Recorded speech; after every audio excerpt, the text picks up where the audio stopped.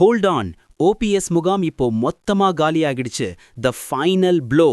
ஓபிஎஸ்ஸின் வலதுகரம் வைத்திலிங்கம் மற்றும் வெல்லமண்டி நடராஜன் இப்போ உதயசூரியன் நிழல்ல தஞ்சமடைய போறாங்க. A major political earthquake in delta and Trichy. இதோ அந்த ஷாக்கிங் அப்டேட். வணக்கம், இது பிராண்டி நியூஸ். நான் உங்கள் யாஷ். இன்னைக்கு ஜனவரி 21, 2026. தமிழக அரசியல்ல ஒரு மிகப்பெரிய டேர்னிங் பாயிண்ட். ஓபிஎஸ் அணியோட மிக முக்கியமான தூண்களாயிருந்த முன்னாள் அமைச்சர்கள் வைத்திலிங்கம் மற்றும் வெல்லமண்டி நடராஜன் இன்னும் சில நிமிஷங்கள்ல அண்ணா அறிவாலயத்துல முதல்வர் ஸ்டாலின் முன்னிலையில திமுகவில் இணைய போறாங்க. OPS is officially left alone. என்ன நடக்குது அங்க?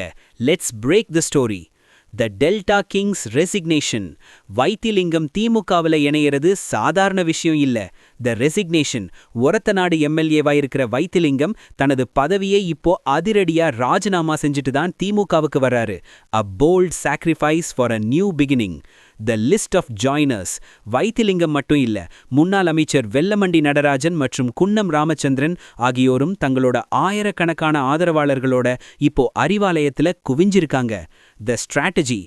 ஏற்கனவே மனோஜ் பாண்டியன் திமுகவுக்கு போயிட்டாரு, JCD பிரபாகரன் TDKவுக்கு போயிட்டாரு. இப்போ வைத்திலிங்கமும் போனதுனால OPS அணிங்கிறது வெறும் பெயரளவுக்கு கூட இல்லாம மொத்தமா தொடச்சி எறியப்பட்டிருக்கு. It's a master stroke by DMK. Why today is critical? வர்ற 23ஆம் தேதி பிரதமர் மோடி மதுராந்தகம் வர்றாரு. அங்க ஓபிஎஸ்க்கு அழைப்பு இல்லைன்னு ஒரு பக்கம் தகவல் ஓடுது. இன்னொரு பக்கம் அதிமுக டிடிவி தினகரன் கூட்டணி பேச்சுவார்த்தை இன்னைக்கு 10 மணிக்கு நடக்குது. இந்த எல்லா குழப்பத்துக்கும் இடையில வைத்திலிங்கம் தனது எதிர்காலத்தை உறுதி செய்ய திமுகவை தேர்ந்தெடுத்திருக்காரு. 2026 election is getting unpredictable. வைத்திலிங்கத்தின் இந்த வருகையால தஞ்சாவூர் திமுகவில் என்ன மாற்றம் வரும்? ஓபிஎஸ்ஸின் அடுத்த மூவ் என்ன? ஒவ்வொரு பொலிட்டிக்கல் பாம்பையும் மின்னல் வேகத்துல தெரிஞ்சுக்க எங்களோட ஸ்டே டியூன்ட். உண்மையை லவுடா சொல்வோம், குயிக்கா சொல்வோம்.